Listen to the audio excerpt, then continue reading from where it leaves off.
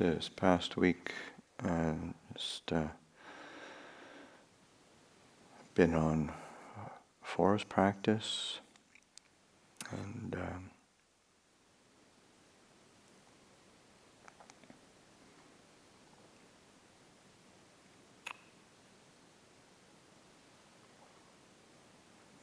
so both practicing in solitude and then reflecting on teachings. I'm just also thinking in terms of the, I would say as this coronavirus continues,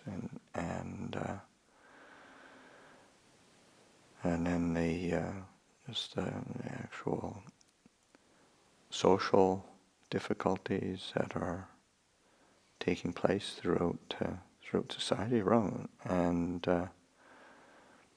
just reflecting on teachings that are useful for us, and how to hold things with Dhamma. And I was drawn to a particular sutta that came to mind, and it's Majjhima 28, the Greater Discourse on the elephant's footprint simile, and at the in one of the early footnotes to it, I mean, it's a sutta by Sariputta, and of course Sariputta is almost invariably they're almost like musical compositions. They go through crescendos, and all sorts of elements are brought in. It's like a piece of art. But in the one of the footnotes, early footnotes, Bhikkhu Bodhi talks about the overall sutta and says it, and points out quite rightly that the main themes are that are drawn out through the whole sutta are patience, faith, and equanimity. And thinking about that, I sort of, well, oftentimes, just by our, say, language and assumption, we tend to not give much weight or credence or importance to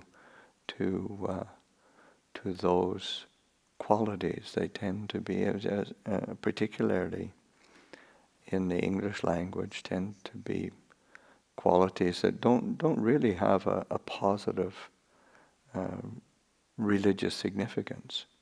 And but of course, from a Buddhist perspective, it has quite a different perspective, and the quality of patience is one of the in the like a summary of the teachings of the Buddha goes, Ovada Patimokkha. Patience is the foremost quality that burns up unwholesome qualities, and so that this, because we tend to think of patience as we get, things are difficult or things are frustrating, and somebody says, well, just be patient, and it's just even more irritating. I mean, it's just and but that's not really the tone that is the quality of patience in the from a Buddhist perspective, because I mean, patience is it's one of the paramis, which is a quality that takes us to awakening, to penetration, to liberation, and that. So it's the essential quality. So it's not just a kind of a dumb. I mean, normally the association is just putting up with stuff until it's over, and then you're being patient, which is not really what is useful or called for from a Buddhist perspective. Because with patience, one is being willing to be present with what we're experiencing, and in particular, of course, in the context of this sutta, Sariputta is giving the simile, using the simile of the elephant's footprint being and referring to the Four Noble Truths, in the sense that, in the same way that all of the footprints of all the animals on the planet can fit into the footprint of the elephant, in the same way, all wholesome qualities that are to be developed in the Buddhist dispensation can be contained within the Four Noble Truths, and so that it's it's a container. So so patience is one of those qualities, khanti. In order to understand dukkha, in order to really see the way to free oneself from dukkha, it requires a willingness to be present with what we're experiencing, in order to see it clearly, to understand it clearly, in order to listen to it, in order to hear it clearly. What is the dukkha? And then, of course, and it's not just, and the Buddhist teachings have never been. I think that's something, say, as it's been coming to the West, there's tends to be a kind of a misunderstanding or an assumption that Buddhism is only about the individual, a sort of personal well-being and personal peace. And of course, that's something that the Buddha never taught. In fact, he's quite emphatic that as long as one is practicing or cultivating or living one's life for one's own benefit, not the benefit of others, then that is not it's not a life that's lived fully. It's not a fully actualized life, and that his teachings were always to be taken on and for one's own benefit and for the benefit of others, and that how we live within the world, how we live within society, how we live within community, is very much a part of our practice and cultivation. It's not separate.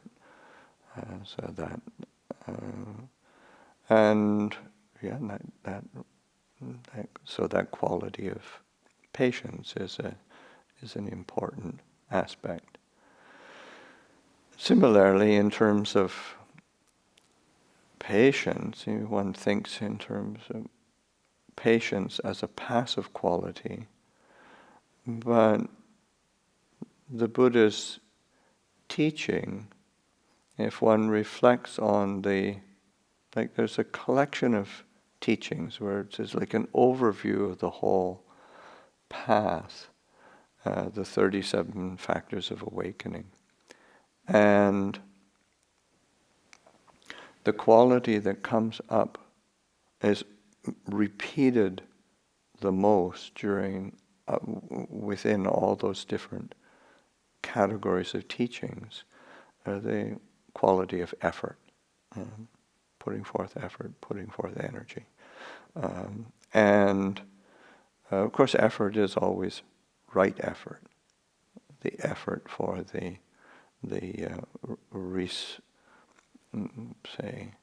relinquishing of anything that's unskillful that has arisen. The effort to prevent the unskillful from arising. The effort to bring into being the wholesome, the skillful, the beneficial. The effort to maintain the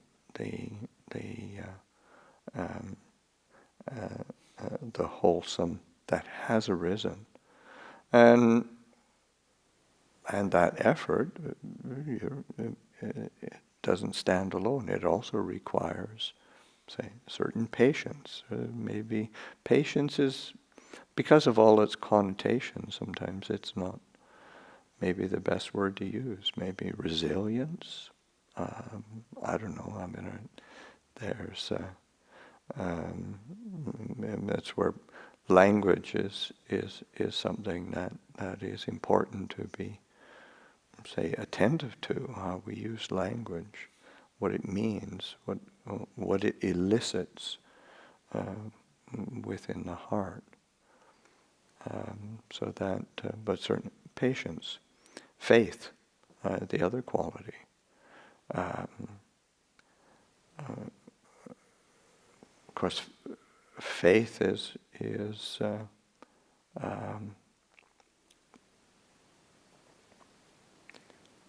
seen as something really, from an English language, say a modern English language perspective, faith is actually probably a really divisive quality. Not very positive connotations. I think of like the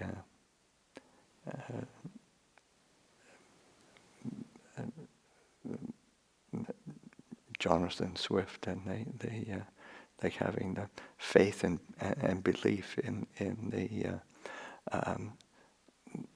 and of course the attending arguments and division that arises from whether one cuts one soft-boiled egg at the large end of the egg or the small end of the egg, and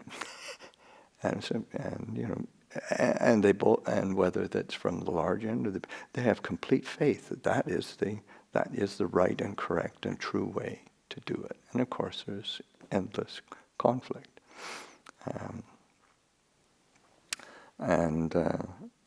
Jonathan Swift was a good commentator on social, and I don't think much has changed. And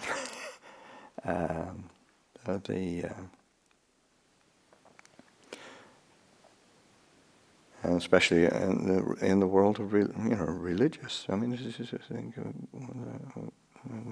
what people believe in and have faith in is really one has to wonder. But faith from, say, the Buddhist perspective is it really, faith without investigation, faith without examination, faith without putting things into practice, faith without action, is not really. I mean, faith should be like, again, English language, it comes up a bit short sometimes. Confidence is good, devotion maybe, but certainly so when something is pointing to, like an eternal truth or universal truth, and is as a vehicle whereby one can realize that and steep oneself in that, in those universal principles. That's something that's worthy of faith. And the qualities that the Buddha points to in just that sense of awakening, of a universal truth, universal characteristics, a sense of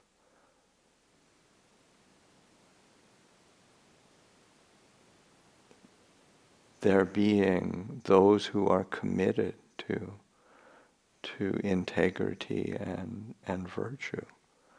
And it's important that we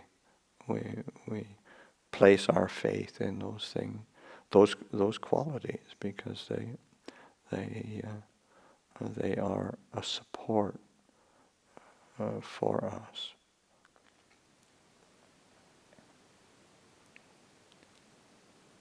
Also, that sense of in terms of faith, really being able to, because the mind is so prone to entangling itself or deluding itself, that it's not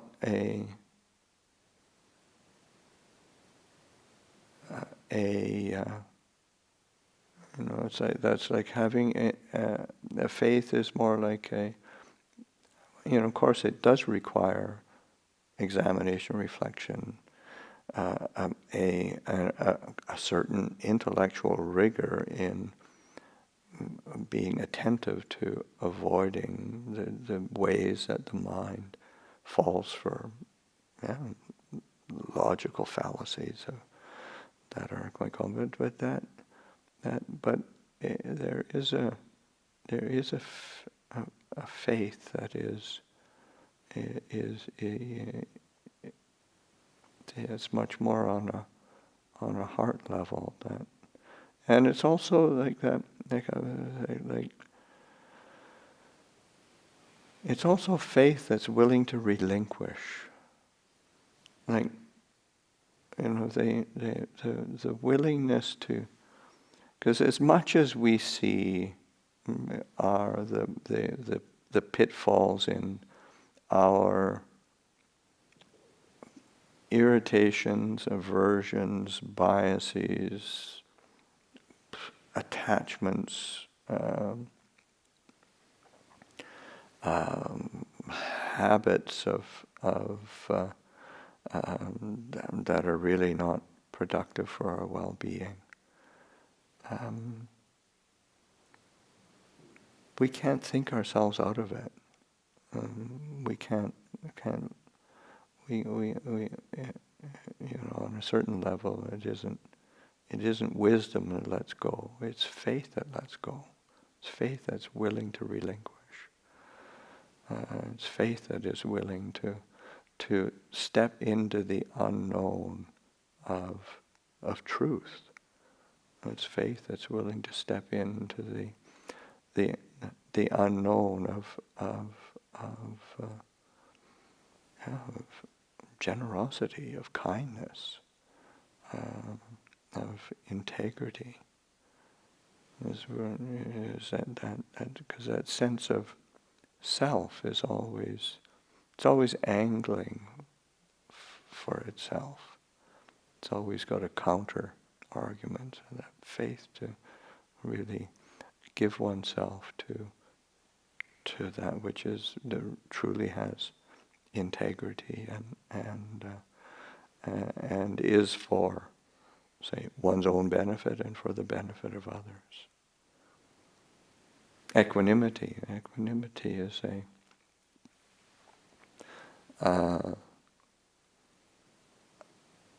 again a sense of seems like from a general perspective of the language we're used to. Equanimity tends to be perceived as a passive quality, sort of equanimous, indifferent, do nothing, and that's really far from the import of say equanimity from what the Buddha is trying to say guide us. And again, as is this the recurring theme, and the Buddha is actually quite explicit in a couple of places where he actually says, "My teaching is a teaching of effort. It's not passively waiting around for some realization to dawn on one. One is living one's life, engaging with the world with effort, but there needs to be a balance, and that's where that sense of equanimity. But it's interesting also that equanimity from the teaching standpoint is built on layers of loving kindness, compassion, a sympathetic joy, empathetic delight in the goodness of others and the success of others. So and it's with those expansive qualities of heart, that sense of loving kindness, this wish for the well-being, happiness of oneself and others, compassion, that wish, and not just sitting around wishing for it. I mean, that wish is how we implement in our engaging with the world. That wish to alleviate one's own suffering and the suffering of others. And that sympathetic joy is that appreciation of both the goodness, the good qualities, the adherence to truth of others, and the appreciation of their success or their accomplishments. It's not a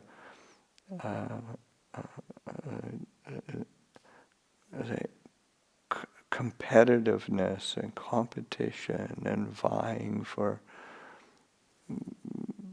some kind of recognition or superiority or supremacy. There's no place for that. It's just a recognizing that and being able to draw close to the goodness of others, because that tends to nourish us. So that's a loving kindness, compassion, appreciation, equanimity, because in the end there needs to be this balance and steadiness to live skillfully, to develop skillfully in the practice, to live skillfully in the world, to live skillfully in the community, in family. These are the relationships that we have to be able to establish them on this foundation of the metta, karuna, mudita, but also equanimity and upekkha. It's a so that this discourse that Sariputta gave on the greater discourse on the elephant's footprint, Majjhima 28. It's just encourage people to look at it, review it. It's what it does is take that theme of the Four Noble Truths and say, this is the root of all wholesome qualities, and to be able to bring things back to that root, that fountain, to encompass things, looking at experiencing our life through the lens of those Four Noble Truths, not just for everything's suffering, but what are the causes? What is its origin? What is the factors of its coming into being? What is the actual relinquishing, cessation, the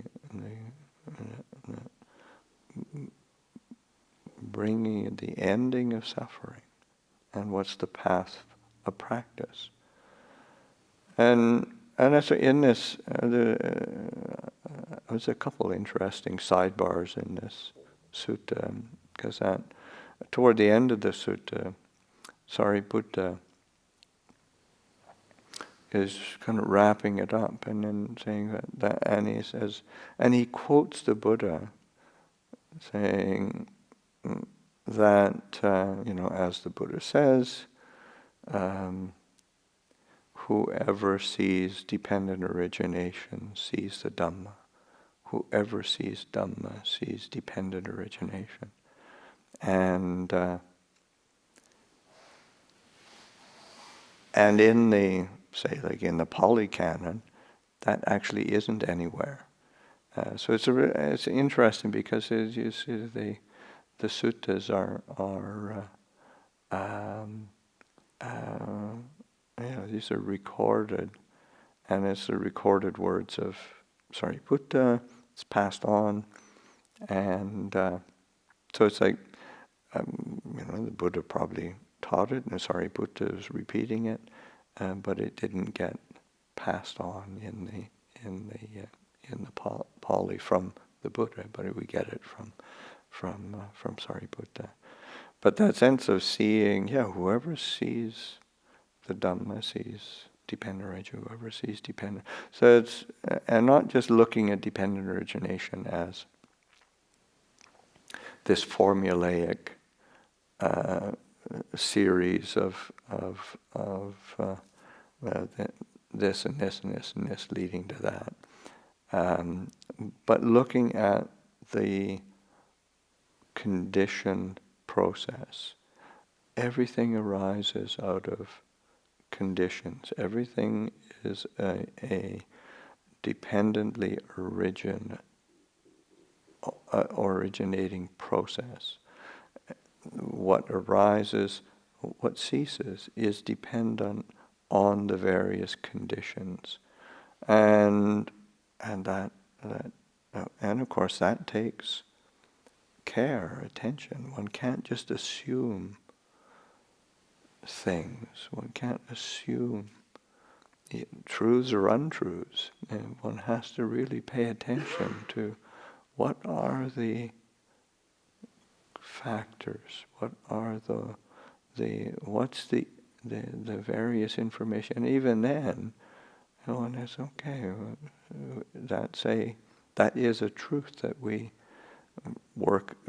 rely on as a working hypothesis as we continue to investigate the various conditions that are a part of that the arisen process. So that so that definitely that investigation of dhammas from this way in a very thorough method. Sariputta uses as a theme and I think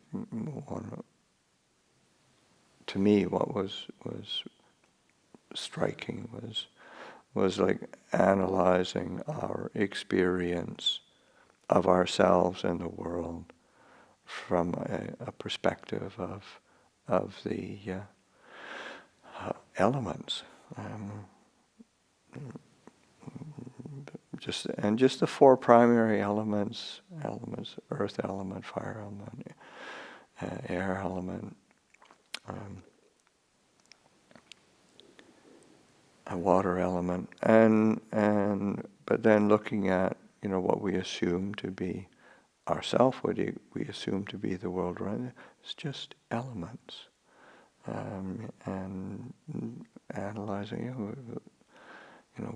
We perceive ourselves, but in the end, whether all the constituents of the body, hair of the head, hair of the body, nails, teeth, skin, heart, liver, lungs, this is just earth element, and whether it's internal or external, the world, I would say, it is just elements. And so the same through all of those elements, going through it, but in the end, the sense of when one sees it, one can't prop up this sense of this is me, this is mine, this is who I truly am, this is myself.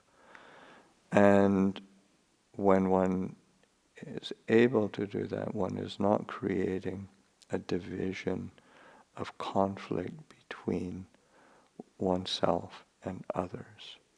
Or if one is experiencing things that are difficult, one can rely on by using those contemplations and coming back to that theme of loving kindness. And again, as another sidebar of the interesting aspect of this sutta is, then Sariputta also refers to another teaching that the Buddha gave in the simile of the saw, and that however difficult things are, if one responds with any kind of hatred or aversion, moves away from a base of loving kindness, one's not really fulfilling the teachings. One's not really. So the bar is set very high, but it's essential, because if we do have this human form, we do live with other human beings, and to drift into and find some kind of logical support for hatred, division, aversion, then we are not going to fulfill what the Buddha has given us. And then that's where the Buddha says, reflecting in the way that one draws on those qualities of, say, of faith, of confidence, of devotion, to sustain one. And he said, he has this nice refrain that at this point, one has done much, which is sort of quite, very, very beautiful. It's like an understatement. and it's a. But just these themes that are quite, on a sense, they're timeless themes, but they are,